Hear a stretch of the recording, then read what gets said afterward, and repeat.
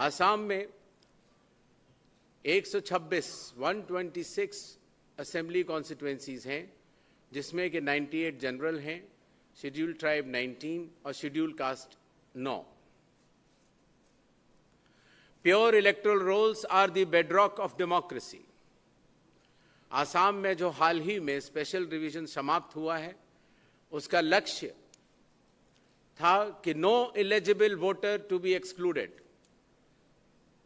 कोई पात्र मतदाता छूटने न पाए, और साथ ही साथ no ineligible person to be included, कोई अपात्र मतदाता का नाम मतदाता सूची में ना आ पाए। अगर आंकड़ों की बात करें तो 17 नवंबर को शुरू होने वाले स्पेशल रिवीजन में आसाम की मतदाता सूची में 2,52 लाख मतदाता थे। ड्राफ्ट इलेक्टोरल रोल में ये संख्या भी 2,52 लाख के लगभग रही, और फाइनल इलेक्टोरल रोल्स में 2,49 लाख के आसपास रही। आसाम में 31,486 पोलिंग स्टेशन स्थापित किए जाएंगे, जिसमें कि 27,711 रूरल हैं। अर्बन एरियाज में 3,775। हर पोलिंग स्टेशन में वेबकास्टिंग होगी, जो कि पारदर्शिता को सुनिश्चित करेगी। मतदाताओं की सुविधा के लिए किसी भी पोलिंग स्टेशन में 1200 से अधिक मतदाता न होंगे, और एवरेज अगर वोटर देखे जाएं पर पोलिंग स्टेशन में तो वो 793 का आंकड़ा बनता है। मॉडल पोलिंग स्टेशंस भी 126 होंगे, और women managed polling station 3,716। AEROs हर कॉलेज में डेडिकेटेड कैंपेन करेंगे, जिससे युवा मतदाताओं को मतदान करने में रुचि आए और वो अपने पसंद का कैंडिडेट चुन सकें। जो फर्स्ट टाइम वोटर्स हैं 5,75,000, उनको भी आकर्षित करते हुए मतदान को पूरा इंक्लूसिव बनाना है। और यह कहते हुए मुझे बहुत हर्ष हो रहा है कि 20 से 29 ईयर्स के बीच आसाम में 66.3 लाख वोटर्स हैं। बुजुर्गों के लिए और दिव्यांगों के लिए ईज ऑफ वोटिंग के लिए भरसक प्रयास किया गया है कि पोलिंग स्टेशंस ग्राउंड फ्लोर पर ही हों, रैंप्स प्रॉपर ग्रेडियंट के साथ हों, वॉलंटियर्स रहें जिससे कि व्हील चेयर उनको आसानी से दी जा सके, उनको वोटिंग में प्रायोरिटी दी जाए, उनको इंतजार न करना पड़े, क्यू मैनेजमेंट हो, बैठने के लिए सीटिंग अरेंजमेंट हो। और जो दिव्यांग भाई बहन पोलिंग स्टेशंस पर सुविधा लेना चाहते हैं, वो सक्षम ऐप के साथ अपना एपिक नंबर भी डाल सकते हैं। और जो हमारे बुजुर्ग लोग हैं 85 से ज़्यादा वर्ष से ज़्यादा, उनके लिए ऑप्शनल होम वोटिंग फैसिलिटी भी रहेगी। आवश्यकता पड़ने पर जो हमारे दिव्यांग भाई बहन हैं उनके लिए ट्रांसपोर्ट फैसिलिटी भी अरेंज की जाएगी। जहाँ तक नए इनिशिएटिव्स की बात है, जैसा हम लोगों ने आपको बताया, आसाम में नए इनिशिएटिव्स के तौर पर पहली बार मतदाताओं को ये मौका मिलेगा कि मोबाइल घर पर छोड़ने जाने की ज़रूरत नहीं है। आप आराम से पोलिंग स्टेशन के दरवाजे तक पहुँचें और बाहर मोबाइल फ़ोन आप रखने के बाद अंदर जाके वोट करें और आ जाएं। ये काफ़ी मांग रही थी पहले से, तो चुनाव आयोग में ये निर्णय हुआ कि ये हमें सुविधा प्रदान करनी चाहिए। साथ ही साथ हमारे जो कैंडिडेट्स चुनाव लड़ते हैं वो भी एक बड़े स्टेक होल्डर्स होते हैं, तो कई बार उनकी शिकायत आती थी कि जो हमारा फ़ोटो लगता है वो इतना पुराना होता है या ब्लैक एंड वाइट में होता है कि हमारे मतदाता हमको पहचान ही नहीं पाते हैं ईवीएम में। तो उसको दूर करने के लिए कैंडिडेट्स के लिए पहली बार कलर्ड फ़ोटो का इस्तेमाल होगा आसाम में, और साथ ही साथ ईवीएम में जो सीरियल नंबर होता है और जो नाम का फॉन्ट होता है वो भी बड़े अक्षरों में होगा। पहली बार आसाम में 1200 इलेक्टर्स की एक लिमिट लगाई गई है, जिससे कि मतदाताओं की क्यू में बहुत ज़्यादा लोग न लगें, ज़्यादा देर वेट न करना पड़े, और ख़ास तौर से जब शाम को मतदान खत्म होता है तो वो भीड़ कम से कम रहे। पहले एक ये भी विषय आता था कि राजनीतिक दलों को मतदान केंद्र से बहुत दूर बैठा दिया जाता था, तो वो लोग कई बार मतदाता गलत बूथ में न चला जाए, कई बार मतदाता को रास्ता बताने के लिए जो वो स्वयं एफर्ट करते हैं, इसलिए वो 100 मीटर के दायरे तक अपनी टेबल लगा सकते हैं।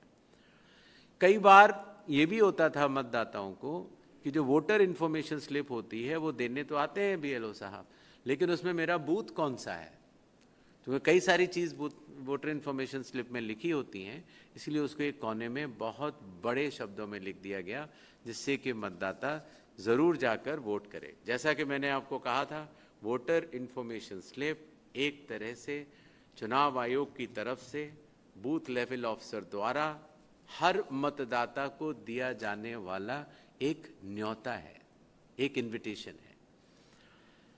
इसी तरीके से पहले जैसे 40 ऐप्स होती थी, तो कई बार हमारे मीडिया कर्मी भी और कई बार जो हमारे जो इलेक्शन में लोग इंटरेस्ट रखते हैं, मतदाता हैं, राजनीतिक दल हैं, उनको कई सारे ऐप्स देखने पड़ते थे। इस काम के लिए ये वाला ऐप, इस काम के लिए ये वाला ऐप। अब सारा एक में कर दिया गया है। अगर आप प्ले स्टोर्स में जाएंगे तो ECI नेट के नाम से आप डाउनलोड करें, और उसके बाद चुनाव आयोग के पास जितनी भी ऐसी इन्फॉर्मेशन है जो पब्लिक में साझा हो सकती है वो वहाँ पर आपको मिलती है। और जैसे जैसे मतदाता सूची हो, या जैसे जैसे चुनाव हो, या जैसे जैसे इंडेक्स कार्ड्स हो, सारे डेटा उस पर डाल दिए जाते हैं। पहली बार आसाम में 100% वेबकास्टिंग होगी, पारदर्शिता सुनिश्चित करने के लिए हर पोलिंग स्टेशन पर, जिसकी निगरानी हमारे रिटर्निंग ऑफिसर्स भी रखेंगे और DM साहब लोग भी रखेंगे। पहले कई बार ये बात आती थी कि मतदान कितने प्रतिशत हुआ, तो एक टीवी चैनल एक आंकड़ा बताता है, एक इंटरनेट की कोई एजेंसी दूसरा बताती है। अब आपको कुछ नहीं करना, आप इसी नेट पे जाइए और आपको हर 2 घंटे बाद जो सच्ची वोटर टर्नआउट की परसेंटेज है कॉन्स्टिट्यूएंसी वाइज या पूरे स्टेट की, आपको देखने को मिलेगी। साथ ही साथ जो हमारे बूथ लेवल ऑफिसर्स आपने देखे थे, जब वो पहले किसी मतदाता के घर में जाते थे तो मतदाता उनसे पूछता था कि आप कौन। अब उनके पास एक आइडेंटिटी कार्ड होता है, उनका मान होता है, और वो हर घर जाकर जो भी मतदाताओं के संबंधित सूचना लेनी हो या उनको गाइडेंस देनी हो, दोनों ही बड़े सुगम तरीके से कर सकते हैं। ये कुछ मैंने बताए, ऐसे लगभग 17 से 18 इनिशिएटिव्स हैं जो कि लिए जा रहे हैं। जहाँ तक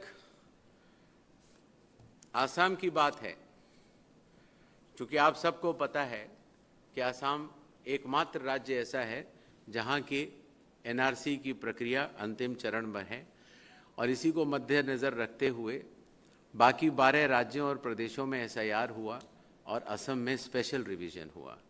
और इस स्पेशल रिवीजन के साथ ही साथ हर BLO ने हाउस टू हाउस सर्वे किया और उसके साथ ही मतदाताएं सूची बनाई। अगर मतदाता सूची में आज भी कोई भी पात्र मतदाता, एलिजिबल इलेक्टर अगर छूट गया है, उसके पास 2 विकल्प हैं। एक, वो फॉर्म 6 भर सकता है, और दूसरा, फॉर्म 6 भरने के बाद भी अगर इलेक्टोरल रजिस्ट्रेशन ऑफिसर उसको पात्र नहीं पाता है, एलिजिबल नहीं पाता है, तो वो DM साहब को अपनी अपील दे सकते हैं। मुझे आपको बताते हुए ये आंकड़े आपको जरूर बताने चाहिए कि लगभग 2.5 करोड़ से भी अधिक मतदाता सूची में अभी तक सिर्फ 500 अपील सारे जिलों को मिलाकर आई हैं। इसका अर्थ ये हुआ कि हमारे बूथ लेवल ऑफिसर्स, AEROs और EROs ने बहुत ही अच्छा काम किया है। जहाँ तक तारीख की बात है, चुनाव आयोग इसका निर्णय करता है और पत्र वार्ता के जरिए आप सबको सूचित करता है। हम लोग दिल्ली जब जाएंगे उसके बाद चुनाव आयोग बैठेगा और समुचित तारीखों का निर्णय करेगा। बिहू आसाम का मेरे ख्याल से सबसे महत्वपूर्ण फेस्टिवल है और बिहू की तारीखों को ध्यान में रखते हुए ही चुनाव आयोग कुछ निर्णय करेगा। अब ये कह पाना, और ये आपके सवालों का सारा जवाब मैं पिछली बार दे चुका हूँ कि कितने फेजेस में होगा और कब होगा, ये चुनाव आयोग वापस जाके निर्णय करता है और इसमें कई सारे फैक्टर्स होते हैं। आप निश्चिंत रहें, जो भी चुनाव आयोग का निर्णय होगा वो मतदाताओं के हित में ही होगा और संविधान और कानून के अनुरूप ही होगा। मैं भारत हूँ, भारत है मुझमें, मैं ताकत हूँ, ताकत है मुझमें, मैं भारत हूँ।